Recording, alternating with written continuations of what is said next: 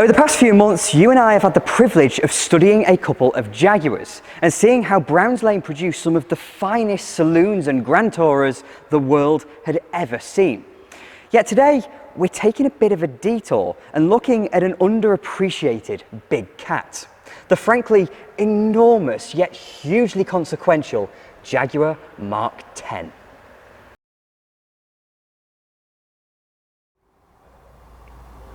But before we get into it, this car is to be auctioned by Manor Park Classics. So if you'd like to live the life of mid-60s sporting luxury, then please do follow the link in the description.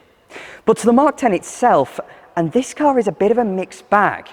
In engineering terms, they threw the lot at it, defining the layout of the Jaguar saloon for the next 40 years. But on the flip side, it also failed miserably. Just my kind of car then. The Mark X was launched in 1961, and as you'd expect, it succeeded the Jaguar Mark IX, a car that, for our purposes, dated back to 1948, and as time progressed was looking a little too upright and traditional for a manufacturer that prided itself on modernity and sporting prowess. In the meantime, Jaguar also had its wildly successful line of smaller saloons, by now known as the Mark II, with the famous curvaceous lines and the distinction of possibly being the world's first real super saloon. But as if that wasn't enough, Jaguar was repeatedly victorious at Le Mans with the C and D-type races. And by the time the Mark X came along, they'd just launched one of the most iconic sports cars the world would ever see. The fastest production car in the world, the Jaguar E-Type. It wouldn't be an exaggeration to say that Jaguar in 1961 were building some of the best and most desirable cars in the world. And in replacing the old Mark IX, the Mark X we have before us was codenamed Zenith and was tasked with taking Jaguar that next step in conquering the United States with a total clean sheet design. But if there's one thing you need to know about the Mark X, it's that it's absolutely chuffing huge. The old Mark IX was big too, but this is a 62-year-old design and it's only half an inch narrower than the new BMW 7 Series. It's a monster. I can't believe there were many cars in Europe at the time that were anywhere near this kind of scale. And to go over to America, it had that Cadillac kind of scale, but it combined it with European race-bred engineering. Back in 1955, when Jaguar debuted the compact Mark I, it was their first car built as a monocoque, meaning there's no separate chassis beneath. And while that was becoming normal for smaller cars, something with the scale of the Mark X was rarely, if ever, produced in that manner. As a result, the unitary body shell was a feat of engineering. Not only did it mean the Mark X would be spacious, safe and handle better, but it was so over-engineered that it was one of the most rigid body shells ever made at that point, and made the big cat tip the scales at only a fraction under 2 tons. So despite the inherent advantages of the monocoque, the scale and mass would suggest that this is a bit of a barge, a lumbering old thing that did its best impression of the great American land yachts. But you'd be wrong, because the bits that make it tick did anything but. We mentioned a moment ago that earlier in '61 the world had greeted the E-Type, and that car was incredibly well regarded not just for its style and speed, but also its ability. And central to that was its independent rear suspension, something very few cars had at the time, and certainly no big saloon car had. So later in the year, the Mark X was the recipient of the E-Type's rear suspension. This Jaguar system is incredibly well regarded and was found under the back of successive generations of Jag for decades. At the end of the prop shaft, the differential is mounted within a cradle, where the drive shafts are located by lower arms and a set of coil springs that are kind of angled towards the centre. It's an incredibly effective form of suspension, and even the rear discs are mounted right next to the differential, reducing unsprung weight and therefore improving handling. And yes, that does mean that this 1961 saloon car has disc brakes all around. At the front are a set of double wishbones, just about the best basic setup you can get, which means that despite its grand and elderly character, these big Jags would still be mechanically recognisable when placed in the company of cars from the 21st century. Say it quietly, but this car could be described as an E-Type luxury saloon. And that statement doesn't just extend to the parentage and suspension, because under the bonnet of the Mark X is Jaguar's long-running and frankly indispensable XK straight six. The XK is one of the greatest engines ever made. There's no other way of putting it. It started out in life as a proper racing engine, but made its money by delivering smooth yet raspy power to every Jaguar through to 1992. It was so good it gave its name to a line of sports cars and powered the C, D and E-types. It was introduced in 1948 and shows off all its racing pedigree, with twin overhead camshafts in an era when many still had side valves, and 3 big carburetors. But while many road-going Jags soldiered on with smaller displacements and twin carbs, the Mark X featured an XK in the same tune as the E-Type, producing 265 brake horsepower from its 3.8 litres. This was the era where the world was becoming smaller by the day. An airliner could get you to New York in hours rather than days, and the excess of a 1900 kilogram Jaguar with an automatic transmission could get you to 60 in 10 seconds and cruise along in incredible serenity at nearly 120 miles per hour. But as if that still wasn't enough, it's a very pretty. And I don't think saying that about the body would be too far off the mark either. But there's something about it that bugs me, and it comes back to the scale. Unlike the Mark IX, the Mark X would follow the compacts in terms of styling, so it's all curves and grace with a much lower roofline than the old car. But as I mentioned earlier, and we'll get to shortly, the Mark X was really destined for the United States. And it seems to me as if Jaguar designed the car with British and European ideals, then simply inflated it to American levels. There's little obvious excess here, but as a result it looks bulbous, with a silhouette like a big cigar. It's so nearly right, but it's thought-provoking. The Mark II and later XJ are rather lithesome. They're so supremely graceful in their style, and when we look at the Mark X, it still has that sense of grace that encapsulates Jaguar, but it's a little bit bulbous and just a little bit clumsy in places. However, I think that is to do with the fact that it is a Jaguar. And if we shun the Mark II, the XJ and the E-Type from our minds, it's a phenomenally handsome car still. It seems as though it's one of those cars that divides opinion a little bit in terms of style, and I can absolutely see why. But I think overall, we are just so in love with the way Jaguars look that we're yet to really appreciate this one. That rear window line and the shoulders are absolutely to die for, and that really imposing slanted front end rather looks down on all of us with our peasant cars. It's really stately, and in a colour scheme like this, it looks very stately, but put it in black and it's villainous. In fact, these and the Mark I and Mark II are the cars that gave Jaguar that Jaguar reputation for being a bit caddish. The more time I spend around it, the kind of cooler and cooler it gets.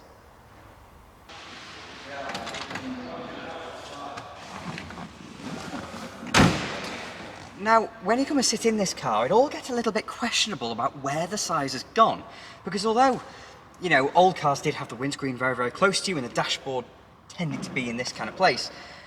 This car is huge, and yet it feels slightly claustrophobic in here. And that's down to a few design choices that I think are a little bit questionable on a car of this kind of size and prestige.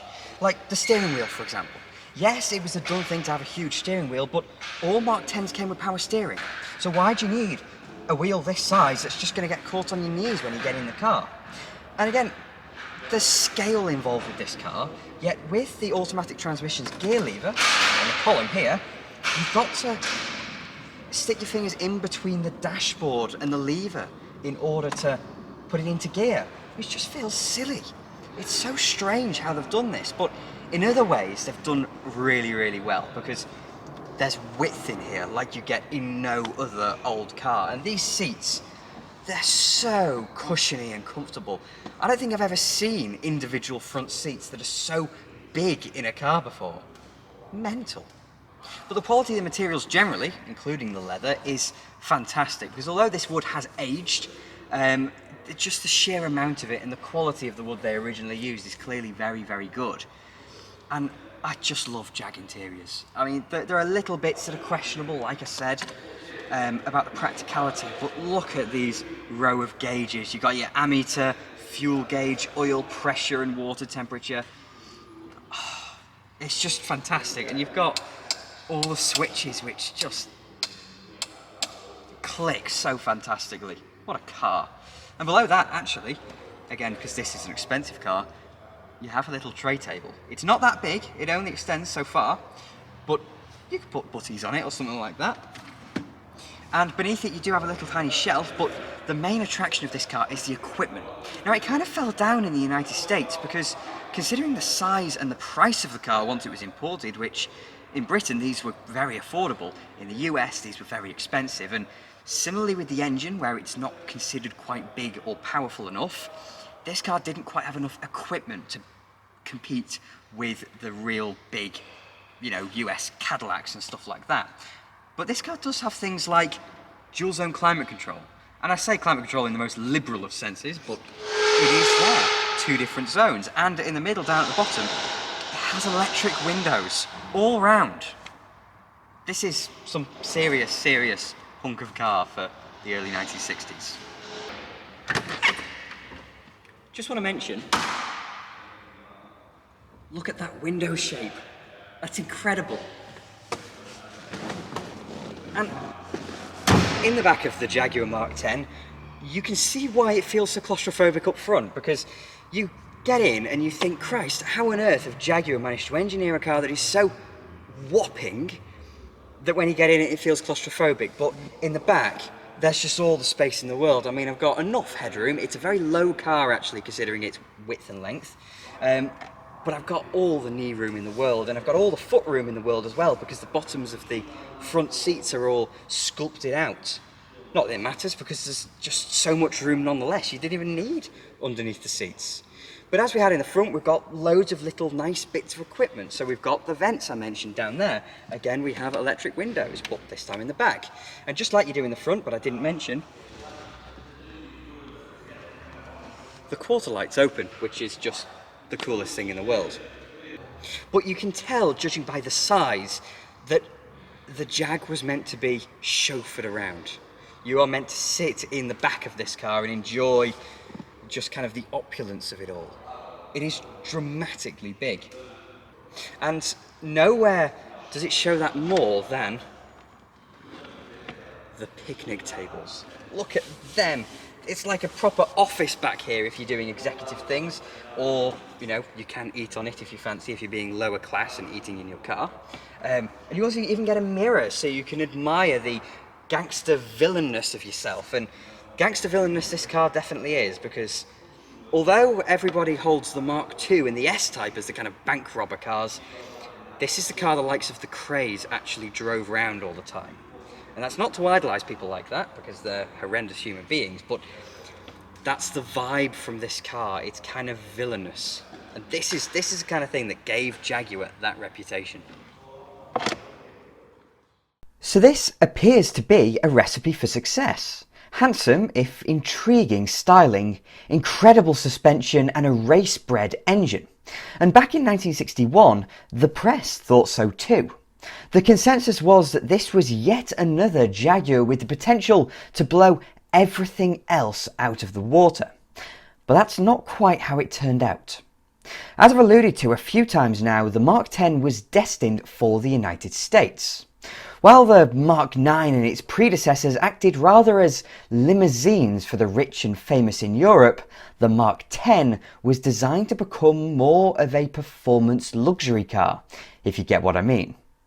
The American thing comes from an era when British manufacturers were realising that they had to export cars to survive, and Jaguar's compact saloons were selling brilliantly in the US for their combination of style and performance.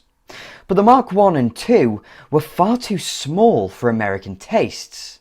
So while they could be the volume sellers in Europe, the Mark X was to be the volume seller in the States, taking on the likes of Cadillac at the pinnacle of their bigger is better attitude. But from the outset, the Mark X doesn't really fit in when you compare it directly. One of these is still half a metre shorter than a Caddy, or about 20 inches if you're watching in black and white, because the Americans always had to compensate. And when turning to the engine, that XK may be race-bred and immensely well regarded, but it is only 3.8 litres on the early cars and 4.2 on a later one like this, compared to 6.4 litres worth of Cadillac and a whopping 325 brake horsepower. On paper, that leaves a Mark X in the dust, but of course it doesn't. In the real world, the XK had a much better relative output, so a Mark X was faster than the big Americans, but it looks inferior. So that's not a good starting point in a society so driven by excess. Similarly, the Mark X was expensive. In Britain, Jaguars always had a reputation for being shockingly affordable for their level of engineering and performance, even if quality was a bit hit and miss. But once imported to the United States, the price had rocketed, making it totally uncompetitive compared to your Cadillacs. So in the end, very few Mark Xs found owners in the US, and back in Britain, things weren't much better. In the land where space is at a premium and fuel is more expensive, the Mark X was too cumbersome and too thirsty. That's why the Mark II is one of the archetypal classic cars, and the Mark X is forgotten.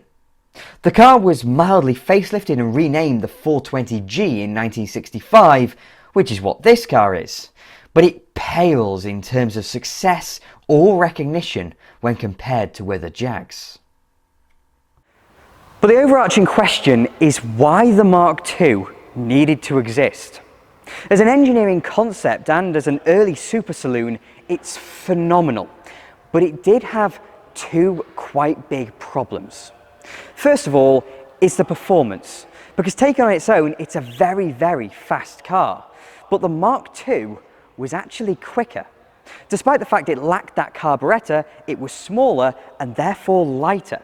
And in 1963, once the S-Type was launched, it lost its rear suspension advantage as well. And in terms of luxury, in 1960, Jaguar bought Daimler and reinvented the company as the kind of top-of-the-line Jaguar cars. The XJ, for example, the top model was the Daimler 66. And in this case, it left the Mark X as a bit of an odd one out. The Mark X's platform spawned the ubiquitous Daimler limousine, which ferried royalty about the continent for the best part of 40 years. And this means the Mark X was in an awkward position. Those who wanted a sports saloon didn't buy it, and those who wanted a luxury saloon didn't buy it either. In the end, Jaguar realised that the Mark X was a step too far. In the UK, it was too big and too thirsty to succeed as a private car, and in the United States, it was too expensive and under-equipped compared to the latest and greatest from the likes of Cadillac. In 1970, the lineage of big Jaguars came to an end. But that doesn't mean the Mark X was without some kind of replacement. In 1968, Jaguar condensed their two saloon car lines into the XJ6 and eventually the XJ12. And the XJ series over the next 50 years would propel the Mark X's principles and face into luxury car icon status. So this car, the Jaguar Mark X, despite its relative failure, is the blueprint for the Jaguar Saloon. And with that, thank you very much for watching. If you enjoyed the video, then please do click like and subscribe to TwinCam as well. I'm forever indebted to my wonderful Patreon supporters, so if you'd like to support me that way, then please do follow the link in the description. And I'll have more videos coming along soon.